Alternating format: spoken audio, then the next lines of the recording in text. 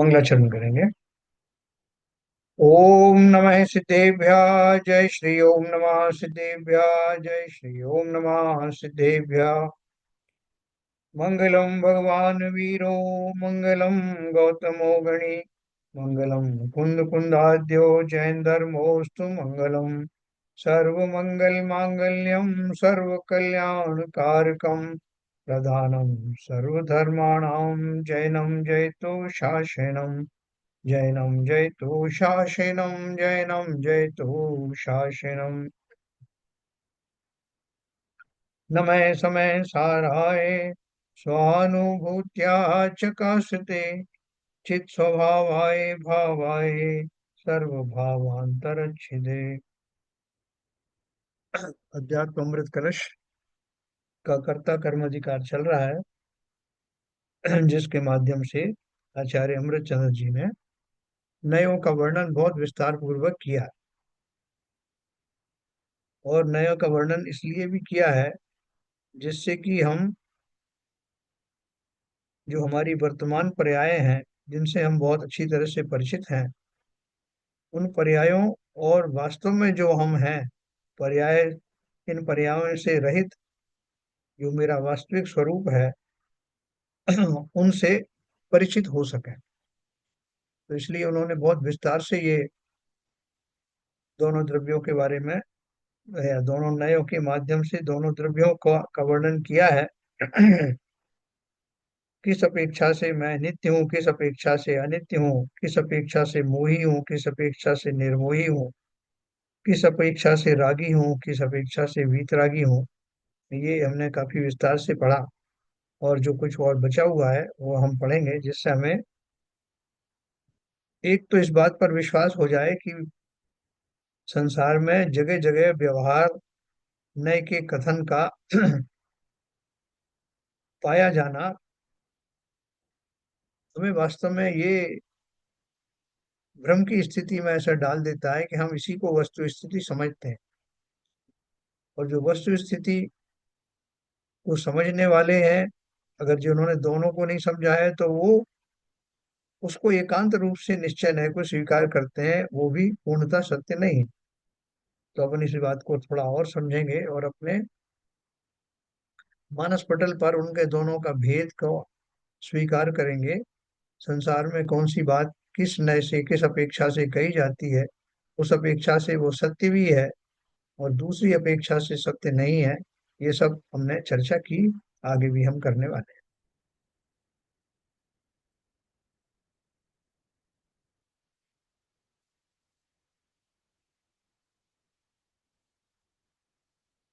तो अपन ने कल ये सब पढ़ा था। शुद्ध नय से आत्मा एक है, पर से असंयुक्त है। दूसरा नय उसे पर संयुक्त अनेक रूप में देखता है। अब नीचे आते हैं। इसी तरह शुद्ध नय से नित्य रूप मानता है, तो व्यवहार नय उसे परिवर्तनशील अनित्य मानता है ना। एक नय उसे शब्दों द्वारा वर्णन करने योग्य अर्थात वाच्य कहता है, तो शुद्ध नय उसे वचनागोचर अवाच्य मानता है ना। अब वाणी से कह सकते हैं, कुछ बातें कह सकते हैं, इसलिए हम उसको आत्मद्रव्य को वाच्य कह सकते हैं कि हम उसको उसका किंचित वर्णन कर सकते हैं। लेकिन शुद्ध नय से वो शब्दों से परे है, अनुभव द्वारा ही वास्तव में प्राप्त किया जा सकता है, शब्दों से उसका बखान हो नहीं सकता। एक नए जीव को एकेंद्रिय, पंचेंद्रिय, नर नारकादि विविध गुण स्थान रूप अनेक मार्गना स्थान आदि नाना रूप मानता है, तो उसी जीव को शुद्ध नए नाना रूप नहीं किंतु एक शुद्ध स्वरूपी मानता है। क्योंकि पर्याय उसी की थी, अलग अलग पर्यायों में वही रह रहा था। लेकिन जैसे कि अपन बात बात करते हैं ना कि एक ही व्यक्ति एक ड्रामे में पार्ट बनता है, बदल बदल करके, कभी वो रावण बन जाता है, कभी वो कोई और बन करके आ जाता है। लेकिन हम सब जानते हैं कि ये सब रोल करने वाला वही व्यक्ति है। तो ठीक उसी प्रकार से अपने शुद्ध स्वरूप के हिसाब से आत्मा एक ही है, नाना रूप नहीं है। लेकिन अन्य अनेक पर्यायों, अनेक गतियों में रहने वाली उसकी पर्यायों के कारण हम उसको अनेक रूपी भी मानते हैं। एक नए आत्मा को चैत्य अर्थात संचेतन करने योग्य मानता है, दूसरा नय उसे अचेत्य अर्थात संचेतन के अयोग्य मानता है। एक नए आत्मा को दृश्य मानता है, दूसरा नए दृश्य नहीं मानता। दृश्य माने दिखाई देने वाला। एक नए से वो दिखाई देता है, दूसरे नए से दिखाई नहीं देता। क्योंकि एक कौन से नए से दिखाई देता है कि जो आत्मा के चैतन्य और ज्ञानादि गुणों का दर्शन मुझे होता है, तो मैं ये मान जाता हूँ कि ये जो दिखाई दे रहा है ये वास्तव में जीव द्रव्य है। क्योंकि चैतन्यता ज्ञान आदि से जिसके गुण प्रकट हो रहे हैं वो अवश्य ही आत्मा ही है। तो गुणों लक्षणों से तो मैंने जान लिया, लेकिन मैं ऐसे जैसे सब वस्तुओं को चक्षु इंद्री से देख रहा हूँ वैसा नहीं देख पाता पा रहा हूँ, इसलिए वो अदृश्य है, दृश्य नहीं है, दिखाई नहीं देता। एक सर नए मैं जीव। इसमें सर एक शंका, हाँ। जो ऊपर जो इसमें बताया आपने कि एक नए आत्मा को चेत्य अथवा संचेतन करने योग्य मानता है, हाँ। तो अचेत्य मानता है, तो अचेत्य कैसे, किसने से अचेत्य मान है ये? एक तो ये बोलते हैं कि जो अगर हम जीव को माने ना, जीव और शरीर दोनों को माने, आत्मा को चैत्य अर्थात संचेतन करने योग्य मानता है, दूसरा नय उसे अचेत्य अर्थात संचेतन के अयोग्य मानता है। अगर जब मैं आत्मा को चेतना रूप उसके गुण का रूप से समझता हूँ तो वो चैतन्य है। और अगर मैं उसको अचेत्य मानता हूँ, मतलब कि जैसे शरीर आदि को मुख्य रूप के मैं बात करता हूँ कि जो शरीर है वो क्या समझता है, क्योंकि शरीर को मैंने अपनी उस पर्याय में शरीर को ही अपना स्वरूप समझा है। और उस अपेक्षा से मैं कहूँ कि ये संवेदनशील नहीं है। एक अपेक्षा से संवेदनशील है कि ये शरीर में कुछ संवेदन करते हैं, उसको आत्मा उसको जानती है, तो इस अपेक्षा से वो सचेतन है। लेकिन सिर्फ आत्मा की बात, शरीर की ही बात करें कि जैसे जब वो मुर्दा आदि है, मुर्दा मुर्दा दशा में शरीर में किसी तरह की संवेदनाएं होती नहीं, तो उस अपेक्षा से अपन बोलते हैं कि जीव अभी चेतना शून्य हो गया, अब उसमें चेतना नहीं रही। तो चेतना जो है वास्तव में दो अलग अलग द्रव्यों के हिसाब से हम जब उसका वर्णन करते हैं तो स्पष्ट कह पाते हैं कि द्रव्य तो दो अलग अलग हैं। जो चैतन्य स्वरूप है वो तो सिर्फ जीव है, आत्मा है। और जो पर्याय जन्य जीव जिसे हम कहते हैं, शरीर सहित कहते हैं, उस अपेक्षा से शरीर में चूंकि स्वयं में चेतना नहीं होती, शरीर स्वयं ही उन सब संवेदनाओं को अनुभव नहीं कर सकता, इसलिए वो असीम असंवेदनशील है। और भी बहुत सारे तरीके से नहीं, कह पर सकते हैं कि आत्मा को कौन सा नया संवेदन बोल सकता है? आत्मा को तो नहीं बोलेगा। आत्मा क्या है। शरीर को तो ठीक है, शरीर में लोग कंफ्यूज हो सकते हैं कि शरीर चेतन भी है अचेतन भी है, हाँ। लेकिन आत्मा तो किस नए से अचेतन कही जा सकती है? आत्मा तो भाई चेतन। हाँ, इसी नए से लोग कह रहे हैं कि जैसे कि शरीर जो है, शरीर को ही अगर आत्मा मान लिया जाए, जीव को शरीर रूप ही मान लिया जाए, तो वो उसमें डायरेक्ट तो संवेदनाएं होती नहीं। ये अपेक्षा से हो सकता है। और बहन जी से पूछते हैं, बहन जी इसका क्या अर्थ उन्होंने समझा है। मंजिल जरा बताएंगे। चैत्य और संचेतन करने, एक नए आत्मा को चैत्य अर्थात संचेतन करने योग्य मानता है, दूसरा नए उसे अचेत्य अर्थात संचेतन के अयोग्य मानता है। बताइए। अपेक्षा ही लगा लेंगे कि जैसे जिस समय जीव जड़ के साथ अपने भावों को मिला करके कि मैं ये ही हूं, है ना, ऐसा जिस समय स्वीकार कर रहा है तो उस समय वो अचेतन रूपी है ना। और फिर गुणों की अपेक्षा से भी देखा जाए तो जैसे कुछ गुणों को भी आचार्य ने जैसे ज्ञान गुण को चेतन कहा है और अन्य कुछ गुणों को अचेतन रूप भी कहा है, तो इस तरह से भी कथन किया आचार्यों ने कई जगह अचेतन का। जैसे जीव के साथ, जब शरीर जीव के साथ है तो वो चेतन कहला रहा है, वो शरीर चेतन कहला रहा है। उसी अपेक्षा से जी शरीर के साथ जीव होते हुए वो अचेतन, या वो भी कहला रहा है ना, मूर्तिक कहते हैं ना उस समय जीव को, कि जीव मूर्तिक है। उस अपेक्षा से जिस समय संसार अवस्था में है, कर्मबंध के साथ है, उस समय जीव मूर्तिक है। तो उसी अपेक्षा से जीव उस समय अचेतन भी है, जहां तक मुझे तो यही समझ में आ रहा है। वही ऐसे ही अपन कह सकते हैं। और क्या, जब शरीर की अपेक्षा से अपन उसको बात करते हैं तो वो चैतन्यता नहीं रहती। और अपन जैसे देखते हैं कि जब जीव निकल जाता है और शरीर रह जाता है, तो जिस शरीर को पर्यायवश मैंने जीव माना था, वो शरीर अब जो है अचेतन वाला हो गया। अब उसमें संचेतना रही नहीं। तो ऐसे कई तरीके से उसको अपन घटित कर सकते हैं। एक नए आत्मा को, अब जैसे ये दूसरा वाला है ना, एक नए आत्मा को दृश्य मानता है, दूसरा नए दृश्य नहीं मानता। आत्मा दिखाई देती, आत्मा का अनुभव दिखाई देनापन होता है कि नहीं होता? बताओ भाई ललित जी, आत्मा दिखाई देता है या नहीं दिखाई देता? हाँ हाँ, अनम्यूट करिए। आत्मा तो दिखाई तो नहीं देता, हम इस पर्याय में अनुभव कर सकते हैं उसको कि हाँ है आत्मा हमारे शरीर में। तो ये तो बोल रहे हैं एक नए आत्मा को दृश्य मानता है, दूसरा नए दृश्य नहीं मानता। एक उसको मूर्तिक मानता है, एक अमूर्तिक मानता। सर दिखाई भी अब वो देता है। मानने का ऐसे ही है, मतलब मेरे को समझ में नहीं आ रहा है इस तरह से क्यों इंटरप्रिटेशन किया है इन्होंने सर मेरे हिसाब से कि तो दिखाई भी देता है। हाँ, कैसे? सर जो भी जीव है, जो भी चल फिर रहा है, चाहे वो कोई भी पशु पक्षी हो या मनुष्य हो, वो अगर एक दृष्टि से देखो तो जीव दिखाई देता है, ये जीव है। हाँ, हाँ, ये बोल सकते हैं ये कि कैसे सिद्धों। दिखाई, पुद्गल दिखाई दे रहा है, उसमें एनर्जी है, आत्मा के आत्मा उसमें बसी हुई है।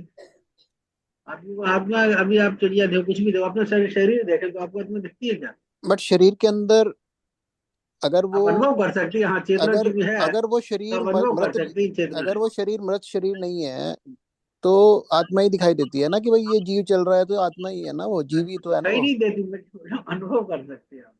नहीं देखो, ये अनुभव तो दिखाई कैसे आपने अभी देगा? पढ़ा है। देखो, आपने पढ़ा है इसलिए आप कह रहे हैं अनुभव कर सकता है। वैसे ये बिल्कुल जी नहीं क्या नहीं, कह रहे हैं बगैर पढ़े भी है, बगैर पढ़े भी ये चीज क्लियर है। कि ऐसे चलते जन चलते शास्त्र की फिरते, जरूरत नहीं इसको समझने के लिए। नहीं नहीं, चलते फिरते लोग जीवों को क्या बोलते हैं कि हमने आज बहुत तरह तरह के जीव देखे। वहां बहुत सारे जीव विचरण कर रहे थे, हमने एक नए प्रकार का जीव देखा, ऐसा अपन कहते हैं। तो व्यवहार की और बात है दूसरी, ना, जैसे घड़े का, हाँ, जैसे तो आप बोलते व्यवहार की बात तो हैं कर रहे हैं। एक घी नए, का घड़ा, ऐसे ही है। तो वही तो बोल रहे हैं, एक नए से बोलते हैं कि हमने देखा, दृश्यमान है। दूसरा ये नए सब कहता है कि व्यवहार है। दृश्य, दूसरा नए ये दूसरा सब नए व्यवहार बोलता में है ऐसे कि हाँ कहते हाँ, हैं। एक मिनट बाबू जी, एक मिनट। एक नए तो हमको ये कह रहा है, जैसे मैंने आपको अपेक्षा बताया कि वो दृश्य है, वो दिखाई देता है क्योंकि हम उसको शरीर के साथ उसकी मौजूदगी मानते हैं। लेकिन दूसरा नए कहता है कि जब शरीर और ये अलग है तो आत्मा दिखाओ, आत्मा कहाँ है? तो उस अपेक्षा से बोलते हैं कि वो वैसा नहीं दिखाई देता। लेकिन अब केवल ज्ञानी की अपेक्षा से देखो तो केवल ज्ञानी को जीव दिखाई देता है कि नहीं? आत्मा, वो तो दिखाई देता है। तो दृश्यमान है भी और नहीं भी। वर्तमान पर्यायों में जब सशरीर है, तब वो सशरीर सामान्यतः जीवों को दिखाई नहीं देता। लेकिन केवल ज्ञानी को तब भी दिखाई देता। सभी शरीरों में विद्यमान निश्चय आत्मा। निश्चय नए से आत्मा दिखाई नहीं देगी, ये व्यवहार नए से कहेंगे कि दिखाई देती है।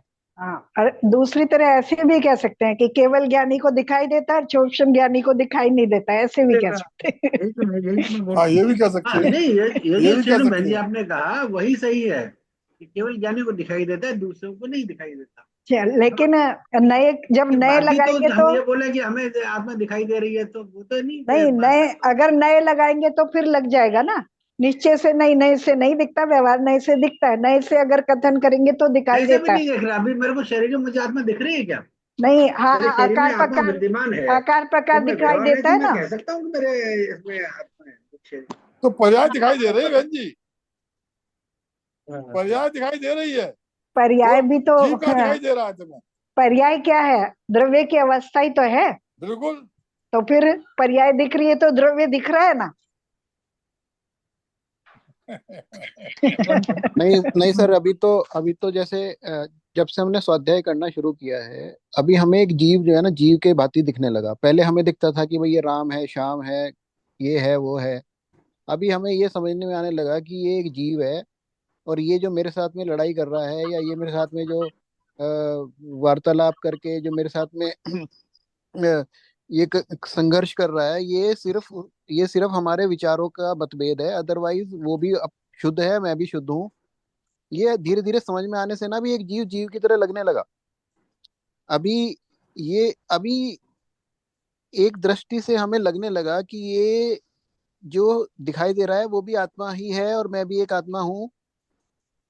फिजिकली आंखों से, लेकिन लेकिन जिस हिसाब से हमारा ज्ञान का चेपशन बढ़ रहा है धीरे धीरे, उस हिसाब से हमें जीव की अनुभूति होने लगी, चाहे वो त्रियंच में हो चाहे वो मनुष्य में हो।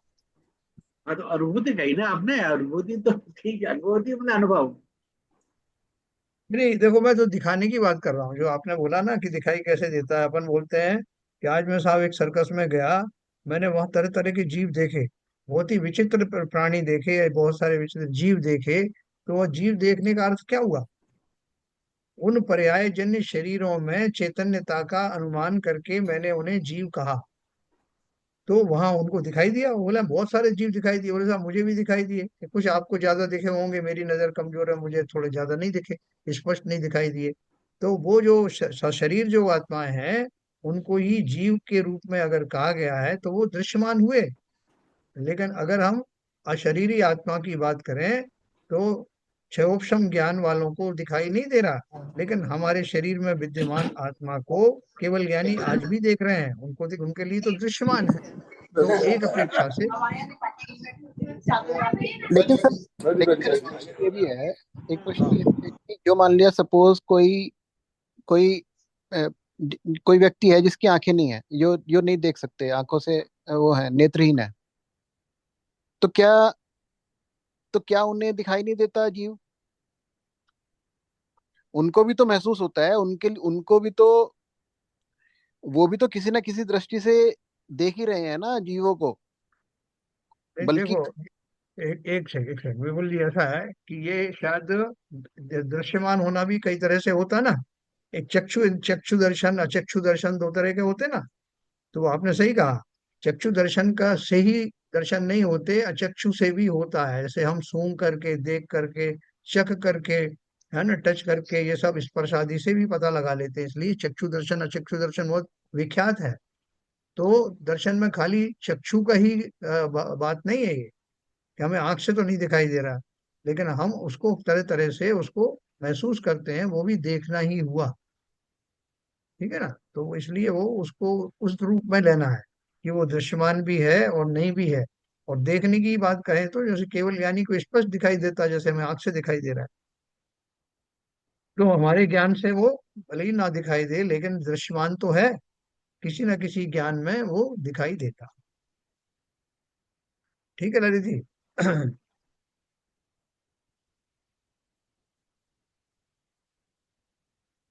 तो देखो अब चलते हैं। एक नए जीव को ज्ञान का विषय होने से ज्ञेय मानता है, दूसरा नए उसे ज्ञेय नहीं मानता। है ना? बहुत सारे लोग क्या बोलते हैं कि जो ज्ञान है वो मात्र ज्ञाता है, दूसरी वस्तुओं को देख सकता है, जान सकता है, लेकिन वो स्वयं जाना जाता है, दूसरे लोग नहीं मानते। कुछ लोग जो है आत्मा को ऐसा मानते हैं, स्वपर प्रकाशक मानते हैं। स्वपर प्रकाशक मतलब वो स्व को भी जानता है और पर को भी जानता है। लेकिन कुछ कुछ लोग बोलते हैं नहीं, वो सिर्फ स्व को जानता है। कुछ लोग बोलते हैं सिर्फ पर को जानता है। कुछ बोलते हैं कि वो दोनों को जानता है। तो जो ज्ञेय जो ज्ञेय मानता है आत्मा को, इसका अर्थ क्या है कि वो दूसरे के द्वारा जाना जाता है, लेकिन वो स्वयं नहीं जानता। और दूसरा ये मानता है कि वो ज्ञेय नहीं है, मतलब दूसरों के द्वारा नहीं जाना जाता, वो स्वयं ही अपने को जानता है। ऐसे कई तरह से लोगों ने उसको इंटरप्रेट किया हुआ है, बहुत सारे इसके लिए दर्शन भी चले हुए हैं। तो उन दर्शन के हिसाब से मानते हैं। बहुत सारे लोगों को कंफ्यूजन है कि स्वपर प्रकाशक कैसे है, या तो वो स्व को जानेगा या पर को जानेगा, दोनों को कैसे जाने। तो इसलिए उन्होंने बोला एक नए जीव को ज्ञान का विषय होने से ज्ञेय मानता है। किसी ना किसी ज्ञान में आता, सभी द्रव्य किसी ज्ञान में आते हैं। जो प्रमेयत्व गुण के कारण से प्रत्येक द्रव्य किसी ना किसी ज्ञान का विषय बनता है, और वो विषय बनता है तो जिसे वो जानता है उसे ज्ञेय कहते हैं। और जो जानता है, ये तो है जाना जाता है, वो ज्ञेय कहलाता है। जो स्वयं जानता है उसे ज्ञायक कहते हैं। तो इसमें भी लोग इस तरह से डिबेट करते हैं कि एक नए जीव को ज्ञान का विषय होने से ज्ञेय मानता है, दूसरा नए उसे ज्ञेय नहीं मान करके क्या मानता है? ज्ञाता मानता है। ये वो दूसरों को जानता है, लेकिन स्वयं स्वयं दूसरों के द्वारा जाना जाता है, इस बात को नहीं मानता। एक नए उसे भात अर्थात आत्मा प्रतिभासित है, ऐसा कहता है। तो दूसरा नय उसे अभात अर्थात अप्रतिभाषित मानता है ना, प्रतिभाषित होता है ना। दूसरा नय कहता है कि नहीं, हमें प्रतिभाषित नहीं हो रहा है, किसी को नहीं हो रहा है तो वो नहीं हो रहा, लेकिन वो वास्तव में तो प्रतिभाषित होता ही है। इस प्रकार विविध नय, बद्ध अबद्ध, मोही निर्मोही, रागी वीतरागी, द्वेषी अद्वेषी आदि विभिन्न विकल्पों द्वारा जीव को विभिन्न रूप कहते हैं, पर दोनों विकल्पात्मक होने से अग्राह्य हैं, है ना। मतलब ये जो विकल्प जो है ना, विकल्पात्मक है, कोई कैसे कैसे मान रहे हैं उसको, विविध नय, दोनों नयों से कैसे मान रहे हैं, एक बद्ध मान रहा है, एक अबद्ध मान रहा है, एक नय से मोही है, एक नय से निर्मोही है, एक नय से रागी। अगर हमको नय नहीं पता हो कि वो किस नय से मान रहा है, किस अपेक्षा से है, तो हम और विकल्पों में फंस कर रह जाते हैं। उसके द्वारा हम सच्ची वस्तु स्थिति को नहीं जान पाते। लेकिन नयों का सच्चा वास्तविक स्वरूप समझ करके हम उसको भली भांति समझ सकते हैं कि वस्तु ऐसी वास्तव में तो नहीं है, लेकिन व्यवहार से ऐसा कहा जाता है।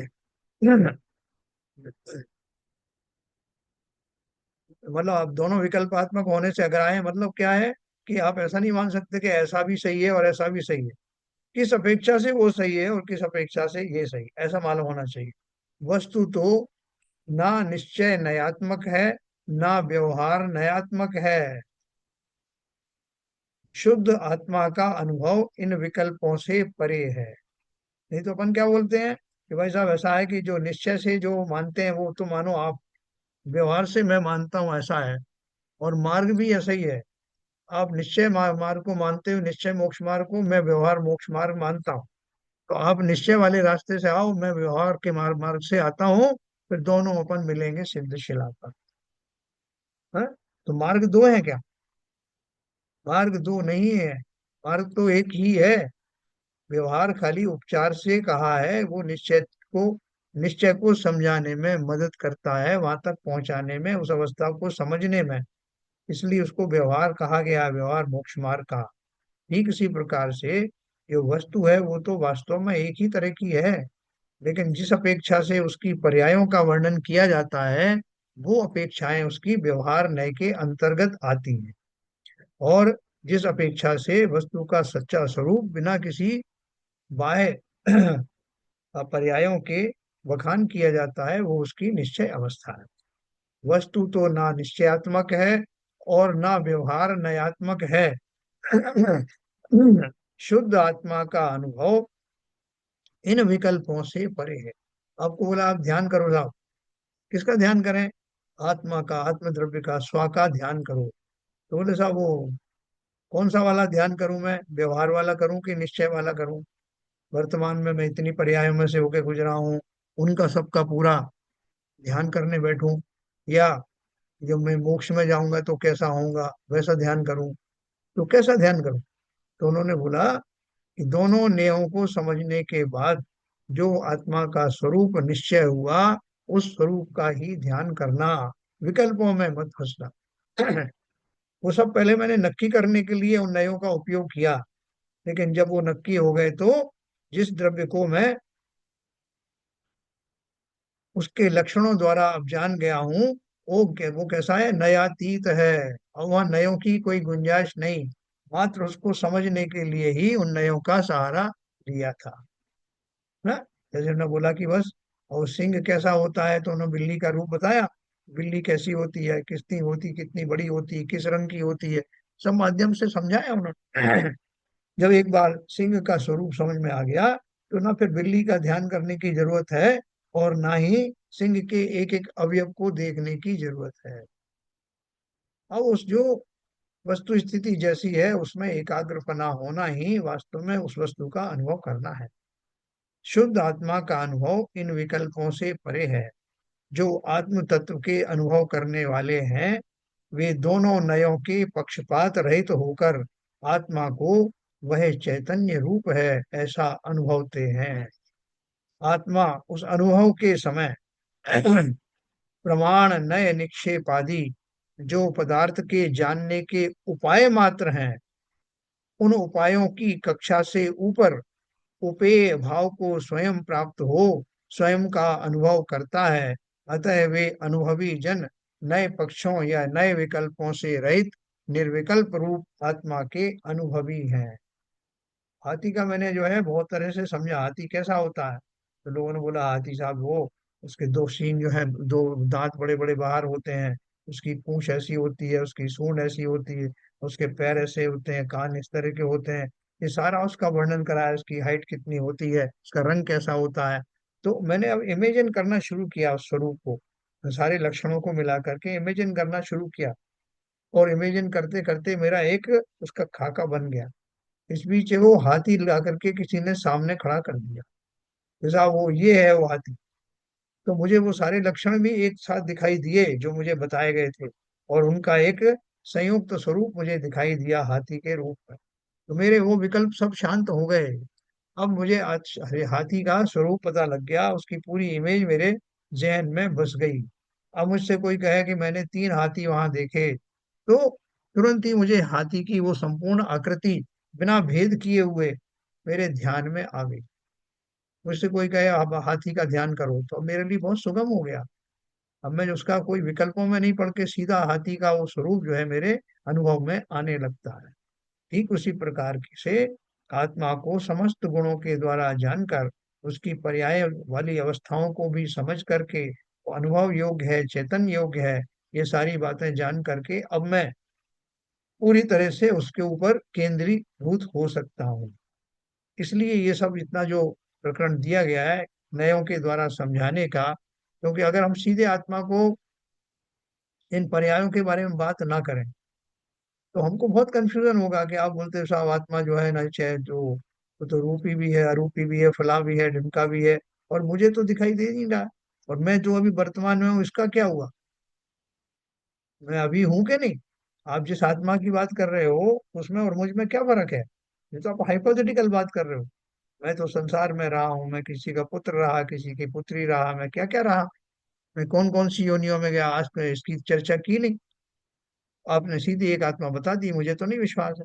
तब उसको जो है पर्याय जन्य अवस्थाओं का भी दर्शन कराया जाता है, और उन पर्यायों से परे जो मेरा वास्तविक स्वरूप है उसका भी परिचय कराया जाता है।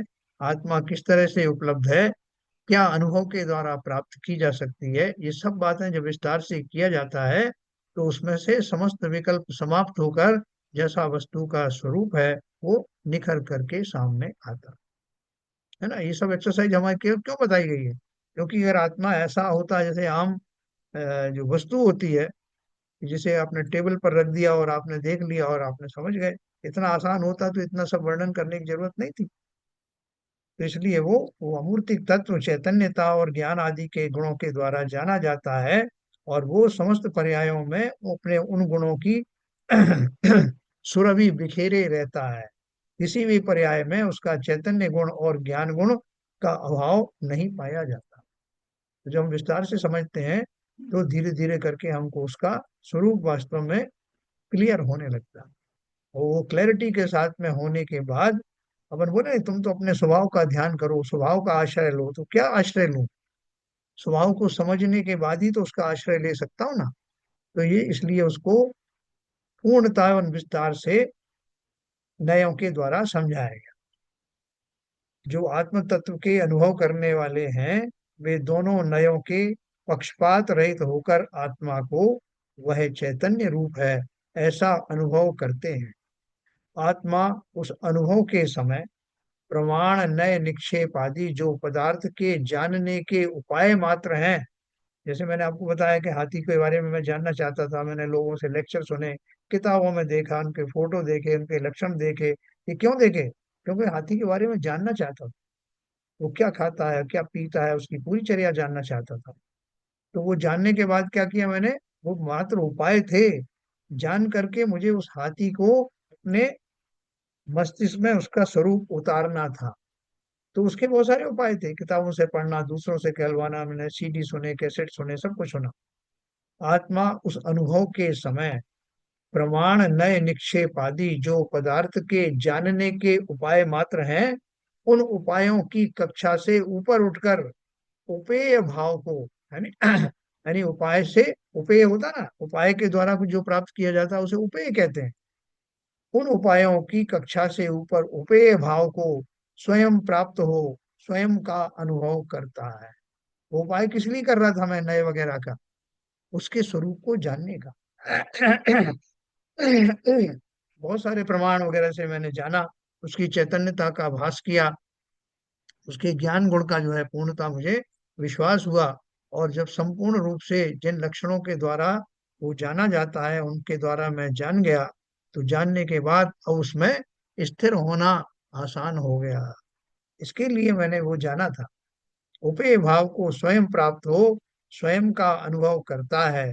अतः वे अनुभवी जन नए पक्षों या नए विकल्पों से रहित, ये तो सब पीछे छूट गया, निर्विकल्प रूप आत्मा के अनुभवी हैं। कि भाई साहब आप कौन से मार्ग से चल करके आए हो आप यहाँ पर, हैं? अब बम्बई आए हो तो कौन से मार्ग से आए हो? तो मैंने मार्ग बता दिया। तो मार्ग बताने के बाद में अब जहां मैं पहुंच गया हूँ, वो उस स्थान के बारे में अब चर्चा हो रही। मार्ग तो पूरा निकल गया, उस भूमिका में उस मार्ग का था, उसका मैंने वर्णन किया कि ऐसे ऐसे आया वैसे आया। लेकिन पहुंच गया ना मैं, अपनी मंजिल पर पहुंच गया जिसके लिए मैंने वो रास्ता चला था। अब तो उस लक्ष्य पर आने के बाद जिसका लक्ष्य किया था उसकी बात करो। इसलिए ये प्रमाण नय आदि के द्वारा, निक्षेप आदि के द्वारा मैंने जो आत्मा का स्वरूप जाना, उस स्वरूप को जानने के बाद उन समस्त विकल्पों को छोड़कर अब मुझे स्व का अनुभव करना है। उस अनुभव के लिए ये सारी बात।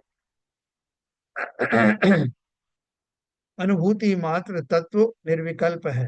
देखो ये अपन बार बार पढ़ रहे हैं, वैसे अपने नयों के बारे में पहले भी पढ़ा था।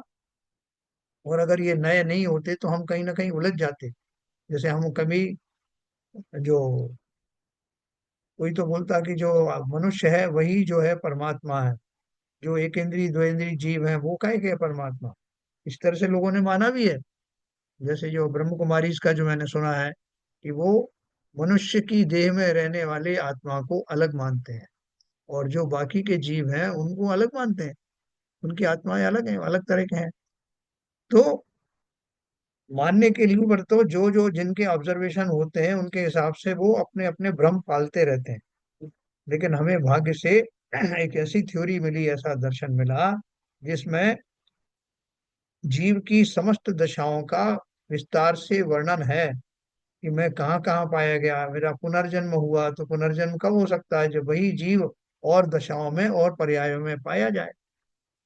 और उसी को ही दंड मिलता है तो दंड के माध्यम से वो इन इन पर्यायों में गया। ये सारा हमने कर्म सिद्धांत आदि भी पढ़ा। तो दूसरी तरह से मानने में उसमें बहुत सारे दोष आते हैं।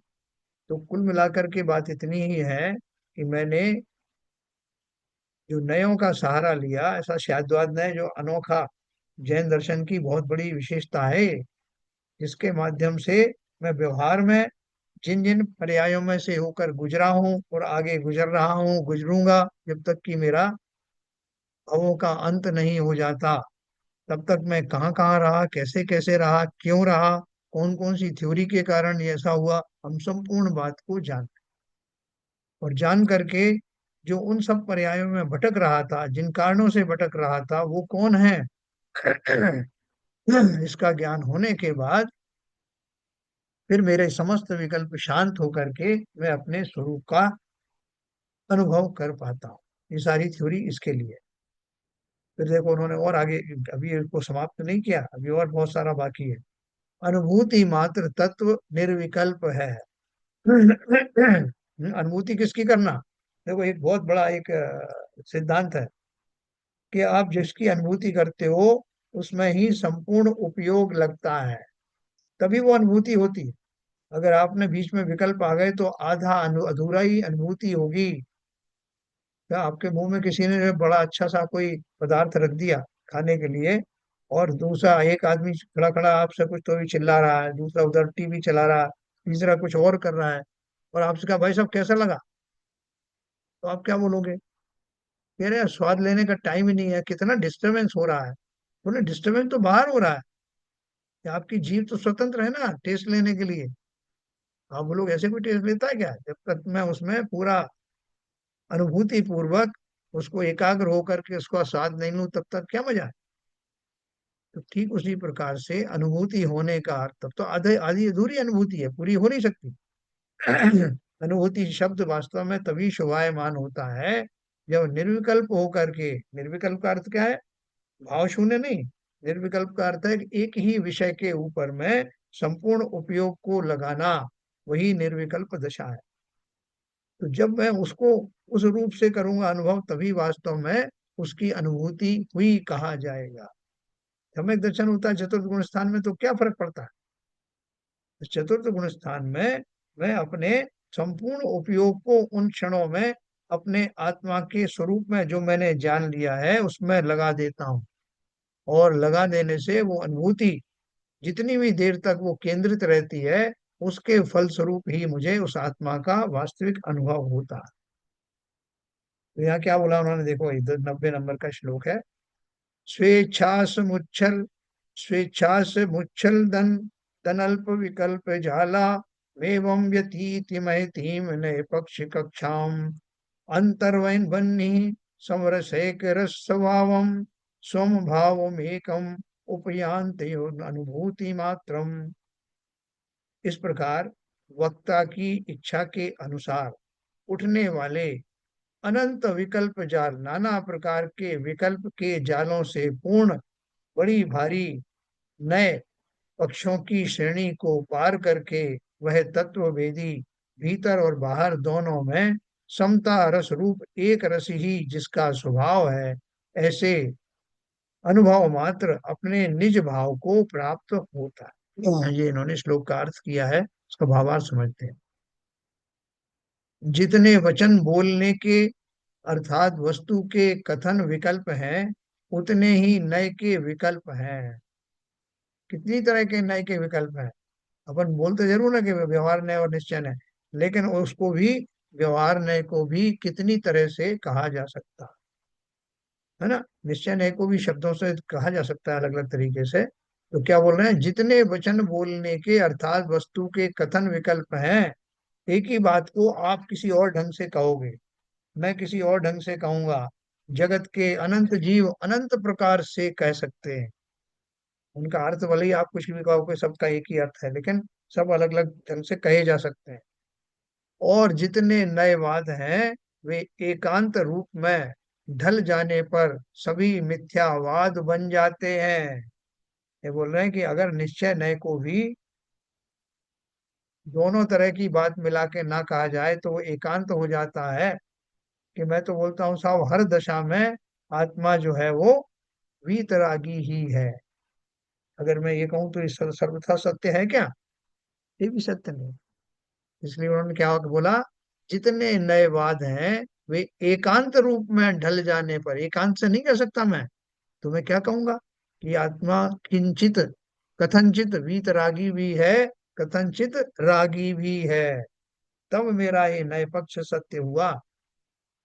एक पक्ष अगर मैं कहूं कि आत्मा रागी ही है, या कहूं कि आत्मा वीतरागी ही है, तो ये दोनों अलग अलग मैं ऐसा कहूंगा तो ये दोनों ही गलत हैं, मिथ्या है। तो उन्होंने क्या बोल दिया, जितने नएवाद हैं वे एकांत रूप में ढल जाने पर सभी मिथ्यावाद बन जाते हैं।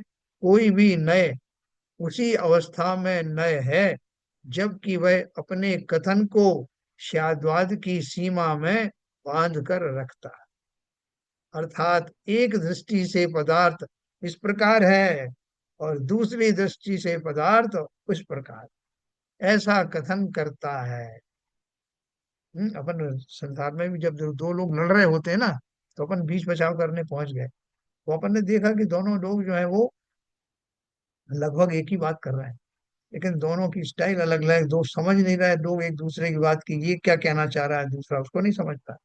तो तीसरा आदमी ज्ञानी आके समझाता, भैया तुम दोनों एक ही बात कर रहे हो, लेकिन तुम्हारी कहने का अलग अलग तरीका है, तो मैं तुमको समझाता हूँ। वो दोनों में समन्वय बिठा देता है और दोनों खुश हो जाते हैं और बोलता है तुम्हारी बात भी सही है और उसकी बात भी सही है, लेकिन वस्तु स्थिति क्या है, वो दोनों को मिला करके उसका भेद बता करके उनको संतुष्ट कर देता है।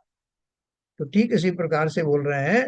देखो उन्होंने लिखा ना, कोई भी नए तब तक ही नय है, जब तक कि वह अपने कथन को शाद्वाद की सीमा में बांध कर रखता है, अर्थात एक दृष्टि से पदार्थ इस प्रकार, दूसरी दृष्टि से इस प्रकार, है ना। वो दृष्टि भी हमें क्लियर होना चाहिए कि किस दृष्टि से है और क्यों है, समझ में आ जाएगा।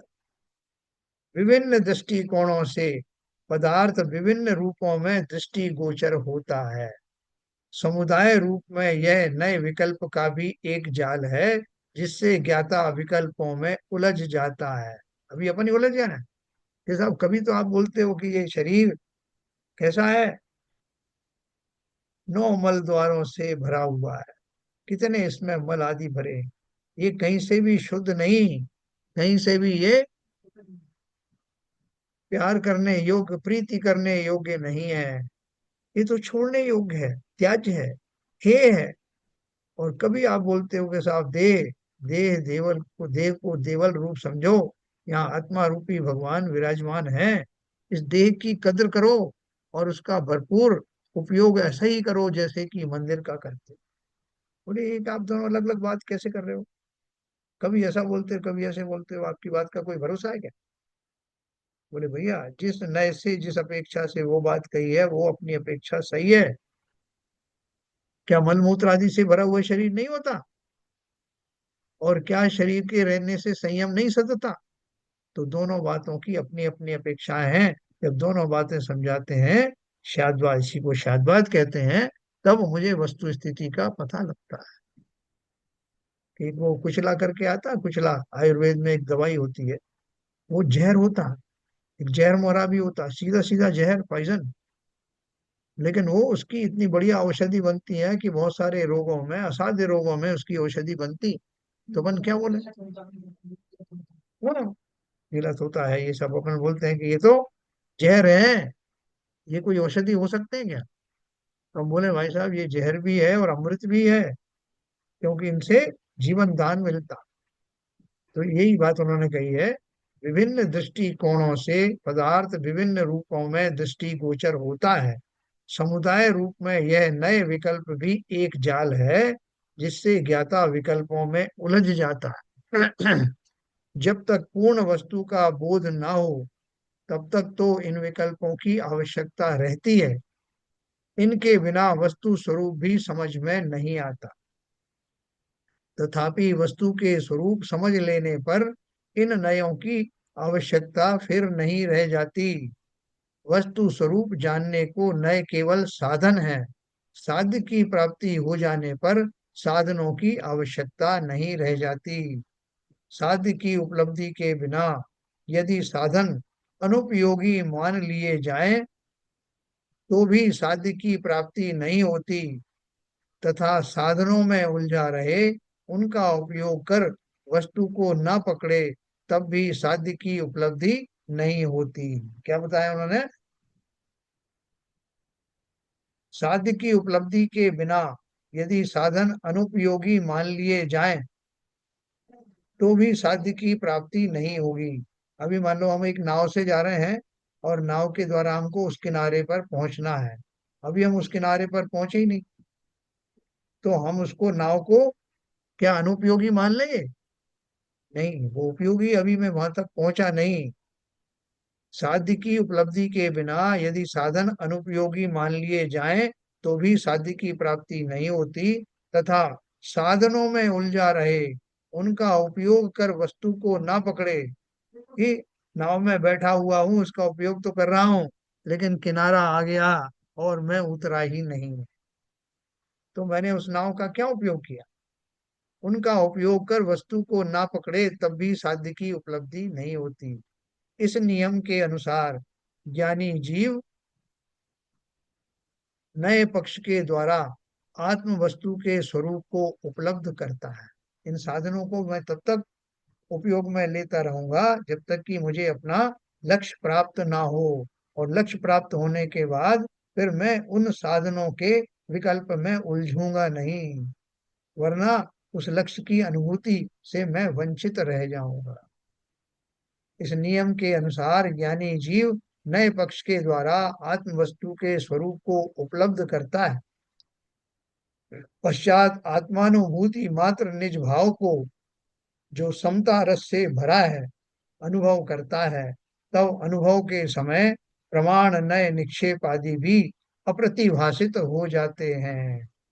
वैसा मैं नारियल तोड़ के लाया, पेड़ पर से लाया और पेड़ से नीचे निकाला, उसके ऊपर की जटाएं वटाएं सब हटाई, उसके ऊपर का जो हार्ड शेल था उसे तोड़ा, और उसके बाद में मैंने उन सबको फेंक दिया, क्योंकि उसमें से मुझे जो गोला निकालना था वो निकल गया, मेरा काम हो गया। तो अब वो गोला तो निकला, अब मैं गोले का स्वाद लूं या उसका काम में लेने की बजाय मैं उन टुकड़ों को का विकल्प करूं कि वो मैंने कहाँ फेंक दिए, वो सब उसकी जटें कहाँ चली गई, उस शेल को तोड़ा था उसके कौन कौन से टुकड़े थे वो कहाँ कहाँ चले गए। मैं अगर इन विकल्पों में उलझा रहा तो जो गोला प्राप्त किया है उसका वेदन तो किया ही नहीं, मैं इन विकल्पों में उलझ गया। तो उनका उपयोग मैंने किया, वहां तक पहुंचने के लिए किया, जब उसकी प्राप्ति हो गई तो उन साधनों को भी छोड़ देना है, उनका विकल्प क्यों रखना। तो इन्होंने बोला इस नियम के अनुसार ज्ञानी जीव नए पक्ष के द्वारा आत्म वस्तु के स्वरूप को उपलब्ध करता है। पश्चात आत्मानुभूति मात्र निज भाव को जो समता रस से भरा है उसका अनुभव करता है। उस अनुभव के समय प्रमाण नए निक्षेप आदि भी प्रतिभाषित हो जाते हैं। अब उनकी क्या जरूरत है, किस मार्ग से आया, क्यों आया, उनमें उलझने की क्या जरूरत। ठीक है, आप तो उस अनुभूति को लीजिए जो आपने इन साधनों के द्वारा प्राप्त की है। मैं केवल चैतन्य तेज हूँ ये 91 नंबर का अपन पढ़ेंगे। इंद्रजाल मिदमेव मुच्छलत पुष्पो पुष्क लोचल विकल्प बीच भी यस्य विस्फुरणमेव तत्क्षणम कृत्सन्मष्यति तदस्मि चिन्महा। मैं वह शुद्ध चैतन्य मात्र तत्व हूँ कि जिसके प्रकट होने से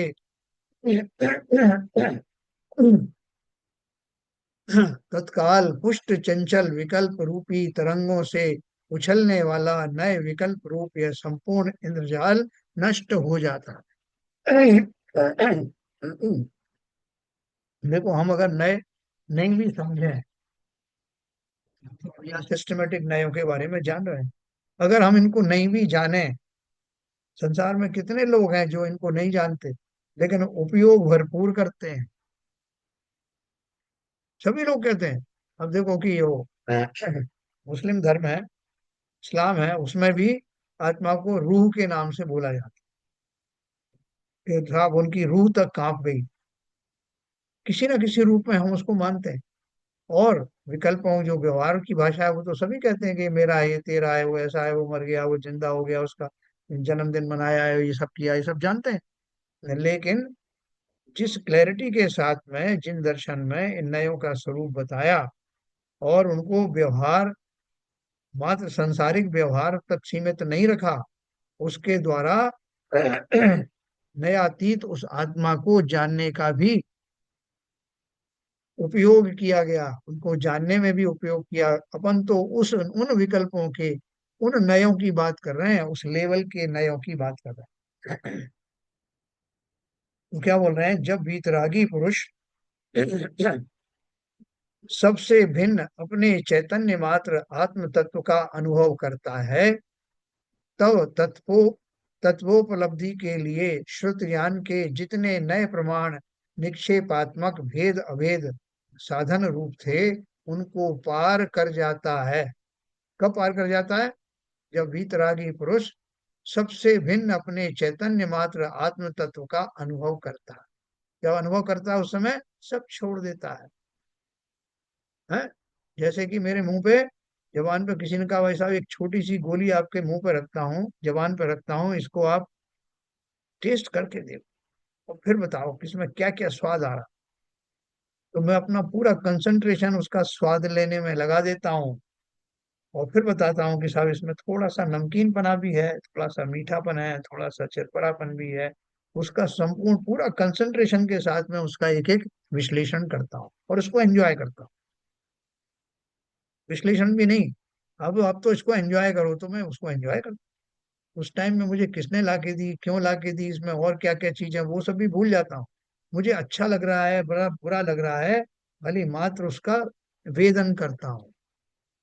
तो यहाँ भी वही कह रहे हैं, उस काल में एक चैतन्य तेज ही ठहरता है, जैसे रात्रि के अंधकार में वस्तु को देखने जानने के लिए विविध प्रकार के प्रकाश कारक पदार्थों का लोग उपयोग करते हैं, पर उनका उपयोग उन्हें देखने के लिए नहीं, किंतु उनके प्रकाश में वस्तु देखने जानने के लिए ही होता है। ये कोई चीज ढूंढने निकले, खजाना, खजाना किसी ने बताया यहाँ पे एक खजाना गड़ा, तो 8-10 लोग निकल पड़े उसे ढूंढने के लिए, पूरी टीम निकली। और टीम में किसी के पास टॉर्च थी, किसी के पास लालटेन थी, किसी के पास में पेट्रोमैक्स था, सबने अपने अपने ऑन कर दी।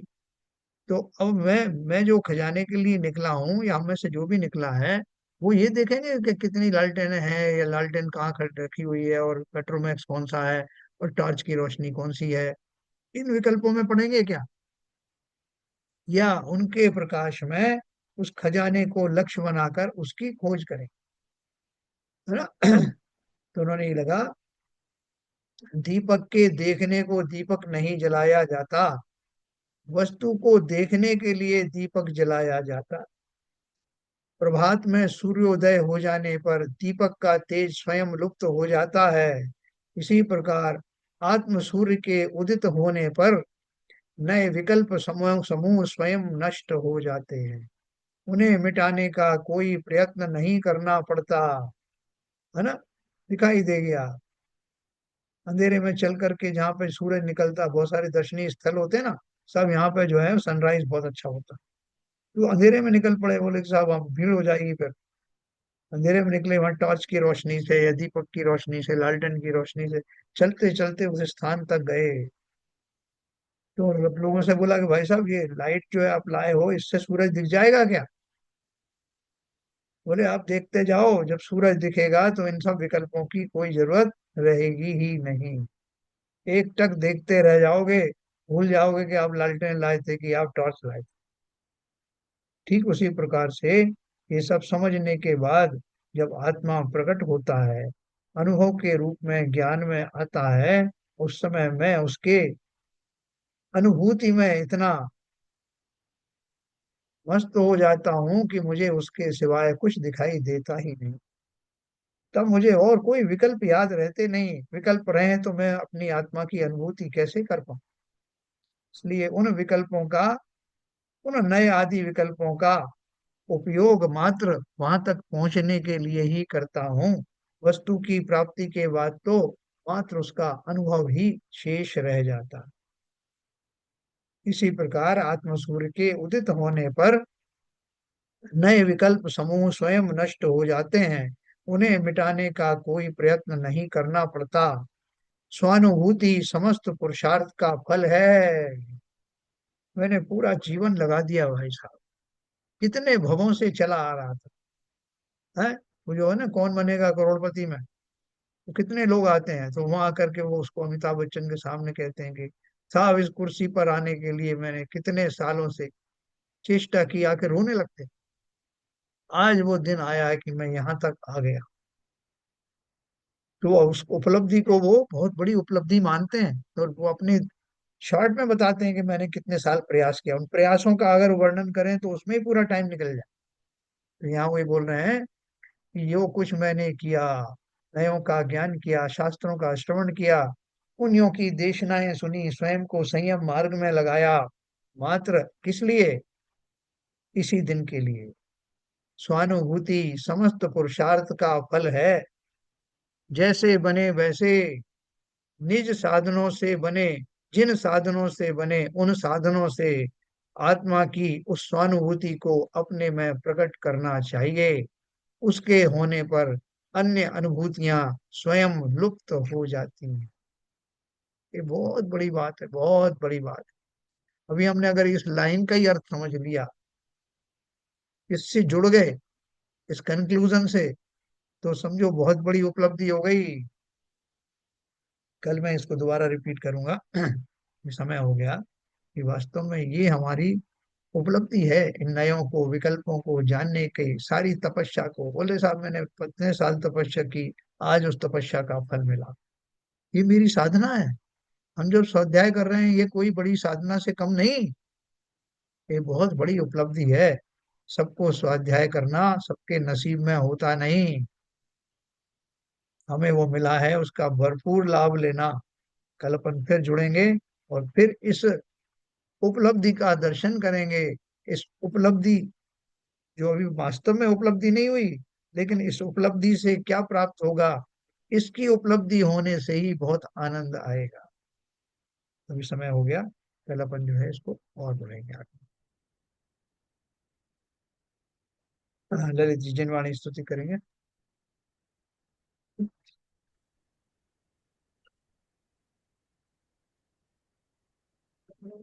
चतम नाश वेको ज्ञान के प्रकाश वेको अपर भास वेको भानु शिव खानी है। द्रव्य जान वेको बंध विधि भान वेको अपर पिछान वेको परम प्रमाणी है। अनुभव बताए वेको जीव के जताए वेको कहु सताए वेको भव्य और रानी है।